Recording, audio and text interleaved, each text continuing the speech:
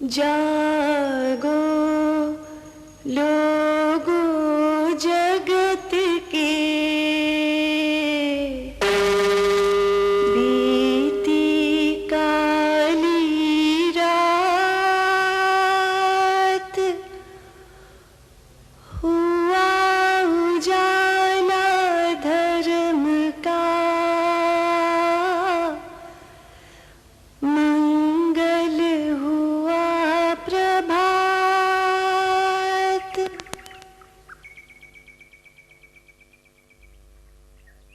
आओ आज जरा विवरण के साथ समझें कि धर्म क्या है।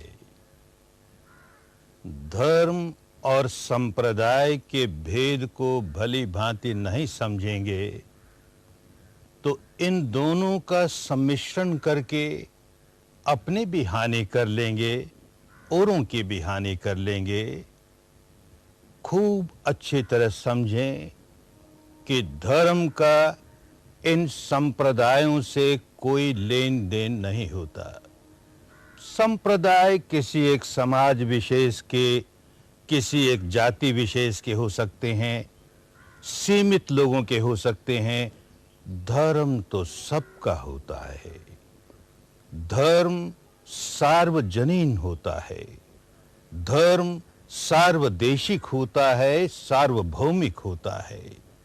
धर्म सार्वकालिक होता है, धर्म सनातन होता है। इसलिए धर्म महान होता है, अपरिमित होता है, असीम होता है। निसर्ग के वो नियम जो सब पर लागू होते हैं वही धर्म कहलाएं। भारत की पुरातन भाषा में धर्म किसे कहते थे, इसे जरा विवरण से और समझें। आज के 2500 वर्ष पूर्व के भारत में जनता की भाषा में धर्म का क्या अर्थ किया जाता था। दुर्भाग्य से उस समय के भारत की जनता की भाषा का एक विशाल साहित्य, बहुत विपुल साहित्य, लगभग 15,000 पृष्ठों की धर्मवाणी और फिर उस पर भाष्य, टीकाएं, अनुटीकाएं, सारा मिलकर के कोई लगभग 50,000 पृष्ठों का साहित्य दुर्भाग्य से हमारे देश से लुप्त हो गया। पिछले 2000 वर्षों से लुप्त हो गया, पड़ोसी देश में गया और अब वहां से आ रहा है। उसको अध्ययन करने से मालूम होता है कि उस समय की भारत की भाषा में धर्म किसे कहते थे, धर्म की क्या व्याख्या होती थी, उसे समझें। उन दिनों की भाषा में कहा गया, धारेति ति धम्मो, धारण करे सो धर्म। ये एक व्याख्या हुई। धारण करे सो धर्म। एक और व्याख्या, अत्तनो स्वभावं अत्तनो लक्षणं धारेति ति धम्मो। अपना स्वभाव धारण करता है, अपना लक्षण धारण करता है, वो धर्म कहलाता है। धारेति ति धम्मो, धारण करे सो धर्म। तो कौन धारण करे और क्या धारण करें? उन दिनों की भाषा में बहुत स्पष्ट था कि चित्त धारण करता है। और क्या धारण करता है? चित्त वृत्ति धारण करता है। कभी ये चित्त वृत्ति धारण की, कभी वो चित्त वृत्ति धारण की। जो चित्त वृत्ति धारण की, चित्त ने जो चित्त वृत्ति धारण की, उन दिनों की भारत की भाषा में वो धर्म कहलाता था। देखते हैं उस विशाल साहित्य में ऐसे शब्दों का प्रयोग देखते हैं, कुशल धर्म, अकुशल धर्म, मंगल धर्म, अमंगल धर्म, शुक्ल धर्म, कृष्ण धर्म, पुण्य धर्म, पाप धर्म। आज का कोई व्यक्ति इसे पढ़ करके जरा भौचक्का रह जाता है कि कैसी बात हुई कि पुण्य तो धर्म हुआ, पाप कैसे धर्म हो गया? कुशल तो धर्म हुआ, अकुशल कैसे धर्म हो गया? मंगल तो धर्म हुआ, अमंगल कैसे धर्म हो गया? शुक्ल तो धर्म हुआ, कृष्ण कैसे धर्म हो गया? तो समझें, जो धारण करे सो धर्म। उन दिनों की भाषा में जो धारण करे। चित्त ने ऐसी चित्तवृत्ति धारण की जिसकी वजह से हमें कुशलता प्राप्त होती है, जिसमें कुशलता समाई हुई है, वो उन दिनों की भाषा में कुशल धर्म कहलाया। ऐसी चित्तवृत्ति धारण की जिससे हमारा अकुशल होता है, उसमें अकुशल समाया हुआ है, वो अकुशल धर्म कहलाया। जिस चित्तवृत्ति में हमारा मंगल समाया हुआ, वो मंगल धर्म कहलाया। जिसमें हमारा अमंगल समाया हुआ, वो अमंगल धर्म समाया कहलाया। जो चित्तवृत्ति से हमारा चित्त पुनीत होता है, पवित्र होता है, वो पुण्य धर्म कहलाया। जिस चित्तवृत्ति से हमारा चित्त मैला होता है, वो पाप धर्म कहलाया। जिस चित्तवृत्ति से हमारा चित्त उजला होता है, वो शुक्ल धर्म कहलाया। जिस चित्तवृत्ति से हमारे मन में कालस आती है, वो कृष्ण धर्म, कन्न धर्म कहलाया। कुछ दिनों तक इन शब्दों का प्रयोग चलता रहा और खूब चलता रहा, क्योंकि इतने बड़े विशाल साहित्य में बार बार इन शब्दों का प्रयोग हम देखते हैं। धीरे धीरे हमारे देश के सद्गुरुओं ने लोगों को समझाया कि देखो, वो चित्तवृत्तियां जिनमें तुम्हारा कुशल समाया हुआ है, जिनमें तुम्हारा मंगल समाया हुआ है, जिनकी वजह से तुम्हारा चित्त पुनीत होता है, पवित्र होता है, वो धारण करने योग्य है। और जिनसे तुम्हारा अमंगल होता है, जिनसे तुम्हारा अकुशल होता है, जो तुम्हारे चित्त को मैला करती हैं, उनको धारण करना तुम्हारे लिए हानिकारक है। तो ये करणीय है और ये अकरणीय है। इन चित्तवृत्तियों को धारण करना करणीय है। करणीय है माने कर्तव्य है। इन चित्तवृत्तियों को धारण करना अकरणीय है माने कर्तव्य नहीं है। तो धर्म का एक अर्थ और प्रचलित हुआ, धर्म का अर्थ हुआ कर्तव्य है। ये हमारा कर्तव्य है कि हम ऐसी चित्तवृत्तियां धारण करें जिनसे हमारा मंगल हो, हमारा कुशल हो, चित्त पवित्र हो, उसमें कोई कालस ना आने पावे। ये हमारा कर्तव्य है कि हम ऐसी चित्तवृत्तियों को धारण न कर लें जिनमें हमारा अमंगल समाया हुआ, हमारा अकुशल समाया हुआ, जो हमारे चित्त को मैला करती है, जो हमारे चित्त को कलुषित करती है। उनको न करना कर्तव्य, इनको करना कर्तव्य। तो धर्म का एक और प्रचलित अर्थ चला, धर्म का अर्थ हुआ कर्तव्य। जो जो कर्तव्य है, कुछ समय बीतने के बाद बड़ा रोचक इतिहास है, दिलचस्प इतिहास है। धर्म शब्द के अर्थ का ये एक रोचक इतिहास है। कैसे आगे जाकर के जो जो कर्तव्य है, जो जो करणीय है, वो सारा का सारा धर्म कहलाने लगा, और जो जो अकर्तव्य है, अकरणीय है, वो अधर्म कहलाने लगा, वह पाप कहलाने लगा। तो धर्म वो जिसमें हमारा कल्याण समाया हुआ। चित्त वृत्तियां ही इस प्रकार की हैं, उनका स्वभाव ऐसा है। इसलिए दूसरी व्याख्या कि जो धारण किया उसका स्वभाव कैसा है, उसका नेचर कैसा है। जिस चित्त वृत्ति का स्वभाव ही ऐसा है कि हमें व्याकुल बना देगी, हमें पीड़ित कर देगी, हमें दुखियारा कर देगी, उसे न धारण करें। जिन चित्त वृत्तियों का स्वभाव ही ऐसा है कि हमें उससे बहुत शांति मिलेगी, बहुत सुख मिलेगा, उसे धारण करें। तो धीरे धीरे शब्दों का ये अर्थ प्रचलित होने लगा कि धर्म वो है कि जिसमें हमारा मंगल समाया हुआ, अधर्म वो है कि जिसमें हमारा अमंगल समाया हुआ। ये धर्म की व्याख्या धीरे धीरे समाज में प्रतिष्ठित होती चली गई। दो शब्द और देखते हैं हम धर्म के साथ जुड़े हुए। एक को कहा गया आर्य धर्म, एक को कहा गया अनार्य धर्म। आज के भारत में इन दोनों शब्दों के अर्थ बदल गए। आज तो आर्य किसी एक विशेष जाति को कहने लगे।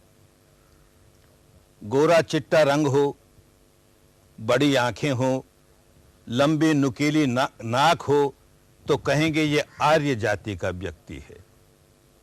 कोई बेचारा काले रंग का हो, मोटे होठ हों, घुंघराले बाल हों तो कहेंगे ये हबशी जाति का है। किसी का पीला रंग हो, चपटी नाक हो और चुंधियाई चुंधियाई छोटी छोटी आंखें हों तो कहेंगे मंगोल जाति का है। तो आर्य का ये जातिवाचक जो अर्थ है उन दिनों के भारत में बिल्कुल नहीं था, जरा भी नहीं। आर्य कहते थे उस व्यक्ति को, कोई हो, काले रंग का हो, गोरे रंग का हो, लंबे नाक का हो, ओछी नाक का हो, कोई फर्क नहीं पड़ता। वो व्यक्ति जो धर्म के रास्ते चलते चलते अपने चित्त से मैल दूर करते करते, जिसने चित्त और शरीर के परे की परम सत्य की अनुभूति कर ली, इंद्रियातीत अवस्था की अनुभूति कर ली, ऐसा व्यक्ति निर्मल चित्त हो गया, ऐसा व्यक्ति संत हो गया, वही आर्य कहलाया। और जो इस अवस्था पर नहीं पहुंचा, धर्म का पालन नहीं कर रहा है, गलत रास्ते पड़ा है, उन दिनों की भाषा में उसे अनार्य कहते थे। हीनो गम्मो पोथु जनिको अनर्यो अनत्थ संगितो, ऐसा अनार्य है। अरे बड़ा हीन है, बड़ा गंवार है, अपना अनर्थ ही अनर्थ करता है, धर्म से पृथक पड़ गया, वो अनार्य कहलाता था।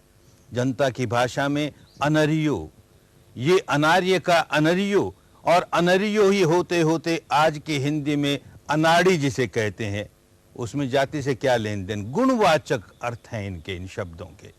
अनाड़ी हो गया, इसे होश नहीं है क्या कर रहा है, अपनी हानि करता है, औरों की हानि करता है। तो आर्य धर्म और अनार्य धर्म, वो चित्त वृत्तियां जिनको धारण करने से कोई अनार्य व्यक्ति आर्य बन जाए, वो आर्य धर्म। और वो चित्त वृत्तियां जिनके धारण करने से कोई व्यक्ति अनार्य ही बना रहे, वो अनार्य धर्म। यूं धर्म की ये दो व्याख्याएं। एक बात बहुत अच्छी समझ लेनी चाहिए कि आज से 1500-2000 वर्ष के पूर्व के भारत के साहित्य में, किसी परंपरा का साहित्य हो, ये शब्द ढूंढे नहीं मिलेंगे। हिंदू धर्म कि बौद्ध धर्म कि जैन धर्म, बाकी सारे संप्रदाय तो आए ही बाद में, लेकिन कहीं नहीं मिलेंगे। ये सारा का सारा पिछले 1500-2000 वर्षों में हुआ। इसके पूर्व आर्य धर्म, अनार्य धर्म, कुशल धर्म, अकुशल धर्म। एक और शब्द धर्म के साथ जुड़ा हुआ था, सनातन धर्म। आज इसका भी अर्थ बिगड़ गया। आज तो कोई सनातन धर्मी है तो उसके विपरीत कोई आर्य समाजी है। सनातन कहें कि बहुत पुराना है तो ये हमारा सनातन धर्म है, बहुत पुराना है। लेन देन नहीं भाई। उन दिनों की भाषा में सनातन किसको कहते थे? जो सदा एक जैसा रहता है, शाश्वत है। धर्म हमेशा सनातन होता है, इसीलिए एष धम्मो सनातनो, धर्म सनातन है। अग्नि का धर्म जलना और जलाना। आज के लाखों करोड़ों वर्ष पहले भी अग्नि का यही धर्म था, जलना और जलाना। आज भी धर्म यही है, अग्नि का जलना और जलाना। और आज के करोड़ों वर्ष के बाद भी यही धर्म रहने वाला है, जलना और जलाना। ठीक इसी प्रकार मन में क्रोध जगाएं, द्वेष जगाएं, ईर्ष्या जगाएं, दुर्भावना जगाएं, तो उनका धर्म, उनका स्वभाव हमें व्याकुल बनाना। हजारों, लाखों, करोड़ों वर्ष पहले भी इन चित्त वृत्तियों का यही स्वभाव था, आज भी इनका यही स्वभाव है, और लाखों करोड़ों वर्षों के बाद भी यही स्वभाव रहने वाला है। इस माने में सनातन है, शाश्वत है। दुनिया में और सब कुछ बदलते रहता है, धर्म नहीं बदलता, कुदरत का कानून नहीं बदलता, निसर्ग के नियम नहीं बदलते, रित नहीं बदलता, वैसा का वैसा रहता है। इस माने में सनातन धर्म कहा गया। धर्म की इस व्याख्या को अच्छी तरह समझें तो इसे संप्रदाय के साथ जोड़ने को जी नहीं चाहेगा। धर्म सार्वजनीन होता है, कुदरत का कानून सब पर एक जैसा लागू होता है। जो व्यक्ति अपने को हिंदू कहे उसके लिए कुदरत का कानून कोई अलग होगा, जो अपने को बौद्ध कहे उसके लिए कुदरत का कानून अलग होगा, जो जैन कहे, कोई मुस्लिम कहे, कोई ईसाई कहे, उनके लिए अलग अलग कानून होगा। ऐसा नहीं होता। आग जलाती है तो हिंदू को भी, बौद्ध को भी, जैन को भी, ईसाई को भी, जो उस जलती हुई अग्नि पर हाथ रखेगा उसका हाथ जलेगा। ये सार्वजनिक नियम है, सब पर लागू होते हैं। जो क्रोध जगाएगा व्याकुल हो जाएगा, वो हिंदू हो कि मुस्लिम हो कि जैन हो कि ईसाई हो कि ब्राह्मण हो कि शूद्र हो, कोई फर्क नहीं पड़ेगा। इस माने में धर्म सार्वजनीन होता है।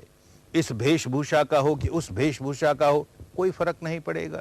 इस दार्शनिक मान्यता को मानने वाला हो कि उस दार्शनिक मान्यता को मानने वाला हो, कोई फर्क नहीं पड़ेगा। ये कर्म कांड करने वाला हो कि वो कर्म कांड करने वाला हो, कोई फर्क नहीं पड़ेगा। सार्वजनीन है, सब पर लागू होता है। चित्त को मैला करो और कुदरत का दंड भुगतो, चित्त को निर्मल करो और कुदरत से पुरस्कार प्राप्त करो, सब पर लागू होता है। इसलिए धर्म सार्वजनीन होता है, धर्म सार्वदेशिक होता है। जो कुदरत का कानून यहां लागू है वही अन्य देशों में भी लागू है। जो कुदरत का कानून कश्मीर में लागू है वो कन्याकुमारी में लागू है। जो कच्छ में लागू है वो कामरूप में लागू है। जो भारत में लागू है वो अमेरिका में लागू है, जापान में लागू है, चीन में लागू है। सार्वदेशिक है, सार्वभौमिक है।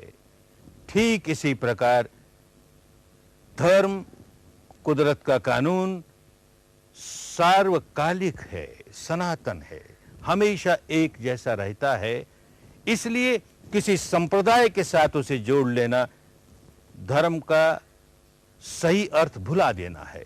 धर्म का सही अर्थ कायम रहेगा तो हम उसे संप्रदाय के साथ नहीं जोड़ेंगे, तो धर्म के नाम पर अपनी हानि नहीं होने देंगे।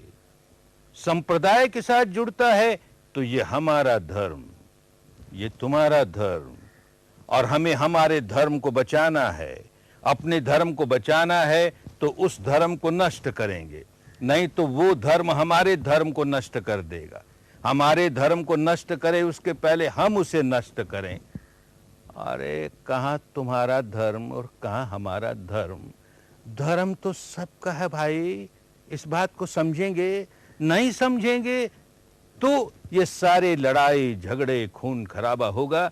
समझेंगे तो अच्छी तरह बात समझ में आएगी कि मेरा धर्म तो उसी समय खतरे में पड़ गया जब मैंने अपने चित्त में विकार जगाया।